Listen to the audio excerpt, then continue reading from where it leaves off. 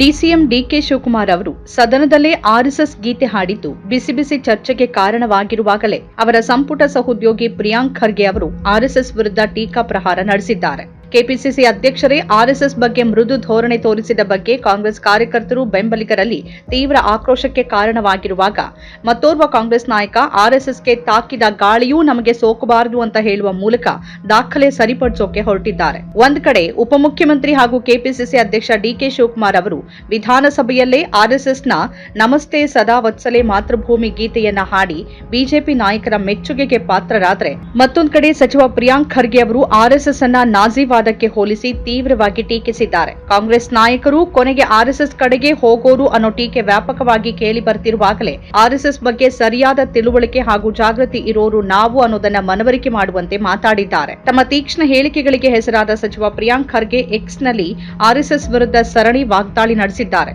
ಪ್ರಬುದ್ಧ ಮತ್ತು ಸಮೃದ್ಧ ಭಾರತ ನಿರ್ಮಾಣ ಆಗಬೇಕು ಅಂತಂದ್ರೆ ಭಾರತದ ಪ್ರತಿ ಪ್ರಜೆಯೂ ಆರ್ಎಸ್ಎಸ್ಗೆ ತಾಗಿದ ಗಾಳಿಯೂ ನಮಗೆ ಸೋಕಬಾರದು ಅನ್ನೋ ಪ್ರತಿಜ್ಞೆ ಕೈಗೊಳ್ಳಬೇಕು.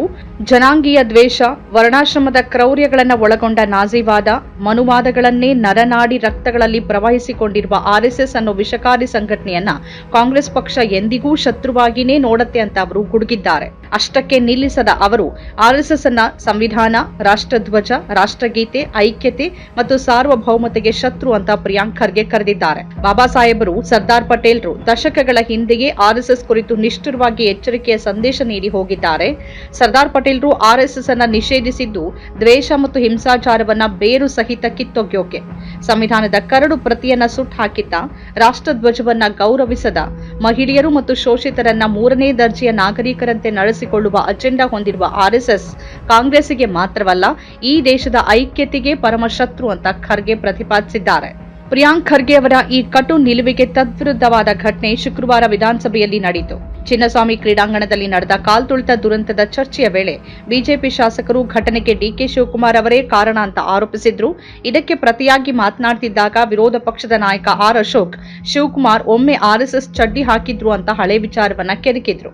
ಈ ಮಾತಿಗೆ ತಮಾಷೆಯ ಧಾಟಿಯಲ್ಲಿ ಪ್ರತಿಕ್ರಿಯಿಸಿದ ಶಿವಕುಮಾರ್, ನಮಸ್ತೆ ಸದಾ ವತ್ಸಲೆ ಮಾತೃಭೂಮಿ ಗೀತೆಯ ಮೊದಲ ಸಾಲನ್ನ ಹಾಡಿದ್ರು.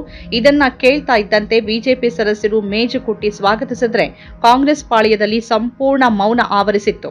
ಇಲ್ಲ, ಆರ್ಎಸ್ಎಸ್ ಚಡ್ಡಿ ಹಾಕಿದ್ದೀನಿ ಅಂದ್ರಲ್ಲ ಒಂದ್ಸರಿ. ನಮಸ್ತೆ ಸದಾ ವತ್ಸಲೆ ಮಾತೃಭೂಮಿ ಅಧ್ಯಕ್ಷ ಹಿಂದೂ ಭೂಮಿ ಸುಗಂ ವರ್ಧಿತೋಹಂ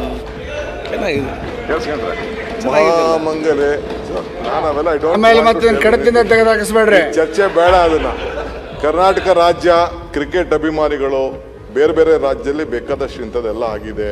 ಕರ್ನಾಟಕ ಸರ್ಕಾರ ಏನ್ ಮಾಡಬೇಕು, ನಾನು ಪೊಲೀಸ್ ಅವ್ರನ್ನು ಬ್ಲೇಮ್ ಮಾಡ್ಲಿಕ್ಕೆ ನಾನು ತಯಾರಿಲ್ಲ. ಈ ದೃಶ್ಯ ಸಾಮಾಜಿಕ ಜಾಲತಾಣಗಳಲ್ಲಿ ವೈರಲ್ ಆಗ್ತಾ ಇದ್ದಂತೆ ಡಿಕೆಶಿ ಆರ್ಎಸ್ಎಸ್ ಕಡೆ ವಾಲ್ತಿದ್ದಾರಾ, ಬಿಜೆಪಿ ಸೇರ್ತಾರಾ ಅನ್ನೋ ಚರ್ಚೆಗಳು ಶುರುವಾದವು. ವಿವಾದ ತಾರಕಕ್ಕೇರ್ತಾ ಇದ್ದಂತೆ ಡಿಕೆ ಶಿವಕುಮಾರ್ ತಕ್ಷಣವೇ ಸ್ಪಷ್ಟನೆ ನೀಡಿದ್ದಾರೆ. ನಾನು ಅಪ್ಪಟ ಕಾಂಗ್ರೆಸ್ಸಿಗ, ಹುಟ್ಟಿನಿಂದ ಕಾಂಗ್ರೆಸ್ಸಿಗ, ಜೀವ ಇರುವ ತನಕವೂ ಕಾಂಗ್ರೆಸ್ಸಿಗನಾಗಿ ಇರ್ತೀನಿ. ನನ್ನ ಜೀವ, ನನ್ನ ರಕ್ತ ಎಲ್ಲವೂ ಕಾಂಗ್ರೆಸ್. ಪರೋಕ್ಷವಾಗಿ ಅಥವಾ ಪ್ರತ್ಯಕ್ಷವಾಗಿ ಬಿಜೆಪಿ ಅಥವಾ ಆರ್ಎಸ್ಎಸ್ ಜೊತೆ ಕೈ ಜೋಡಿಸುವ ಪ್ರಮೇಯವೇ ಇಲ್ಲ ಅಂತ ಅವರು ಸ್ಪಷ್ಟೀಕರಣ ನೀಡಬೇಕಾಯಿತು. ರಾಜಕೀಯ ವ್ಯಕ್ತಿಯಾಗಿ ನಾನು ನನ್ನ ವಿರೋಧಿಗಳ ಬಗ್ಗೆ ತಿಳಿದುಕೊಳ್ಬೇಕು. ಆರ್ಎಸ್ಎಸ್ ರಾಜ್ಯದಲ್ಲಿ ಹೇಗೆ ಸಂಘಟನೆ ಕಟ್ಟಿತು, ಹೇಗೆ ಶಿಕ್ಷಣ ಸಂಸ್ಥೆಗಳನ್ನ ತನ್ನ ತೆಕ್ಕೆಗೆ ತೆಗೆದುಕೊಳ್ತಿದೆ ಅನ್ನೋದರ ಬಗ್ಗೆ ಸಂಶೋಧನೆ ಮಾಡ್ತಿದ್ದೇನೆ.